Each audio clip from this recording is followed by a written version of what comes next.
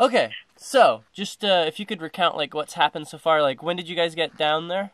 We got here, I got here, Monday, yeah, Saturday morning, around 9:30. I showed up at Battery Park, and walked over to the Bowling Green, which is right next to that.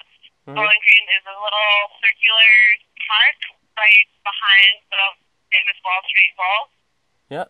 The bowl was completely barricaded off, and there were officers hanging out in pens with the bowl, and cruisers cruising around, and nobody had really started showing up yet. And slowly numbers gathered, and we went and marched around the bowl, the little conga line around the bowl. It was a lot of fun, very high energy. And then we did yoga in the park on Bowling Green. Oh, no kidding. Yeah, and then people gathered on the steps of the Native American History Museum, which is behind Bowling Green, and gave speeches, and a sizable crowd was gathered. I don't know how many people. Yeah, I've heard estimates everywhere between 700 people and 7,000 people. I don't think it's ever been as big as 7,000. I'd say at the biggest it was probably about 2,000. How many? Maybe more, but I'd guess about 2,000, maybe a bit more, but not. Okay. Definitely not 7,000. I really have no way of knowing because there's a lot of people here. I've gotten to the point where I started like recognizing most of the people who have been here from the beginning, and I've probably met about half of them. Oh, wow. I've met some really amazing people, and the community that's built up is just really beautiful to watch and really wonderful. There's so many good people here with so many great ideas. I think the biggest issues we're running into is that a lot of people came with their own agendas, and while they're all really great things, it gets really complicated when we're trying to narrow it down to one idea. And then we're doing it through a public assembly process. Yeah. People's assembly. Yeah, I've seen there's it's a consensus based. You're trying to like come forward with like a list of demands, coming through a consensus based process. Could you talk a little bit about how that's worked? Well, I think the first time we went through the full consensus process was actually at the time kind of it was really frustrating for a lot of people and seemed kind of silly because it was some people had hung signs up on the trees, and the police officers informed us that the owner of the park wished us to take the posters down, or the signs down. And some people went to go take it down, and some people were like, no, we need to make sure we agreed that we can take them down. And we ended up spending an hour reaching the decision to take the signs down. And it was frustrating at the time, but when we finished, we were just like, hey, you guys, guess what? We just went through the consensus process, and now everybody knows that people know how it works. And I think it was a really useful sort of dry run. We've had kind of a long-term, since the first People's Assembly process of trying to figure out what are demanded, and I think that's going to continue to go on. People are planning to be here for a while, so it's something that it's okay if it takes a while. We're kind of having a few different, like other than other groups and other assemblies have been planning more immediate things to do without our statement. There's enough ideas about what we want and what we're here protesting that we're at no short. We're still making a statement, and I think we're still making a great statement. We've been camped out in Liberty Square since we marched over here from Bowling Green on Saturday, and we've been here ever since. Fortunately, it's privately on park, so the police can't kick us out at 10 like they could in a public park, because we have the permission of the park's owner, which I forget the name of it, but it's really amazing of them to let us be here. Yeah. It actually is, I think it's a corporation of some sort, but not like, I don't remember what it is. They're giving the protesters permission to stay in the park and protest. Yes. That's so crazy. And I think the idea is that if you stay in the park, then we're not going to be trying to camp out on Wall Street because we have the park. Right. And so it keeps us off of Wall Street at least a little bit, at least for now. But it's right near Wall Street. We're still getting our message out to people going to and from Wall Street and in the area. We're still getting attention, and we're still able to do some marching around Wall Street, which they have completely barricaded. People can't get in or out of it without proof of who they are and that they have a right to be there. It's really crazy, and we definitely hindered the flow of people going into work this morning. So you said that you've actually been able to affect, like, stock prices and such? That's an announcement that somebody made earlier today. I don't remember what the number was, but it was like it was down, and they were saying it was probably because they couldn't get started on time today. So yeah, I wanna know more about it, but that was just the statement that somebody made, and I was like, that's pretty cool. Yeah. That we're like really having an effect. Last night did a candlelit vigil where we walked in silence to each of the 4 barricaded off corners of Wall Street, and stood for a minute with lit candles, paused and blew them out, and then filed away and walked to the next corner.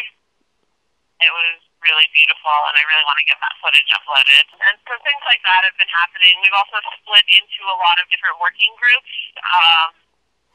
Some are planning actions, some there's a medical crew, there's people in charge of getting food.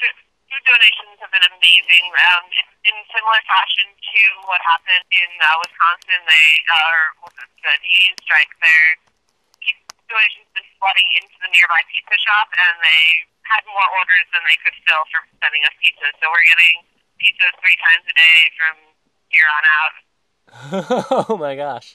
They actually ran out of sauce and crust at one point. It was the first day that orders started coming in.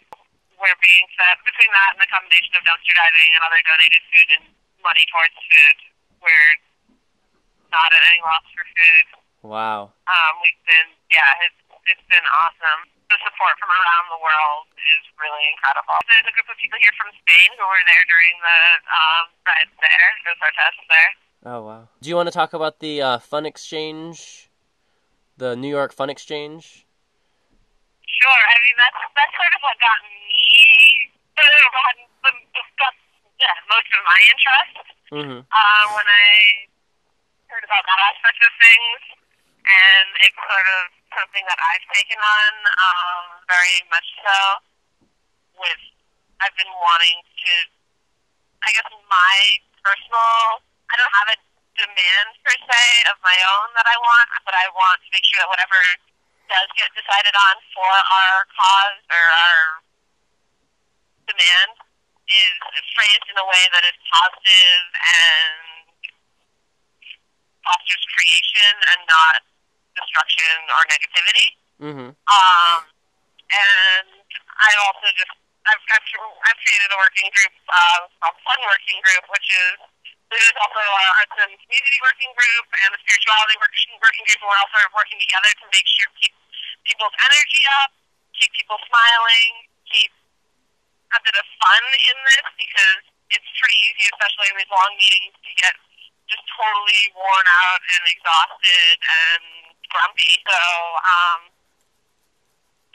I've been trying to, I don't know, apparently you can't buy bubbles when it's not the summer. I really want to have a bubble brigade, like 40 or 50 people all blowing bubbles at the same time as we walk up to Wall Street. And I just, through the spectacle of it, see what happens, see what the reactions are. We've been trying to do things like making sure people take breaks during the assembly and get up and move around, do a little dance, do a silly warm-up or something. Keeping it a happy and joyful thing and a creative thing. We did an home circle earlier today. Hopefully we're going to make that get bigger and bigger. But, yeah. Very cool. I saw there's some pictures of either, like, Catholic clergy or people who are dressed as clergy who are attending the protest. Were they were here on the first day. They're a group, they're politically minded, they're left-wing oriented, politically minded Christians who are like, they decided to get together, forget where they were from, and do that, like dress up and give out granola bars and show their support. And they're kind of visual. Very cool. So yeah, I was wondering if they were like if they were an actual group of clergy or if they were like a parody. They're not. No, so they were the real deal. They're not clergy, but they are religiously affiliated. It's been really, really great. There have been some arrests. Mostly they've been picking up people who have face masks on during the marches. Rather than have their faces covered. Yeah. There have been a couple of tense points, but for the most part, things have been really peaceful and really, really good. Handled very well. The most bizarre thing that happened is earlier today we got special sidewalk chalk and people started writing on the sidewalk, and 2 people were arrested for doing sidewalk chalk.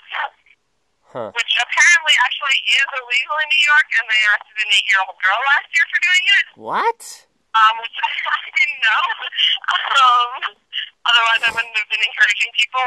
Yeah. To be doing sidewalk chalk, because I was the one who brought it out. Yeah, that's still ridiculous, though, arresting an 8-year-old girl. After the first arrest for sidewalk chalk, which we got some video footage of, another person decided to, knowingly get arrested for doing sidewalk chalk. There was some really good footage caught of that because they knew it was going to happen.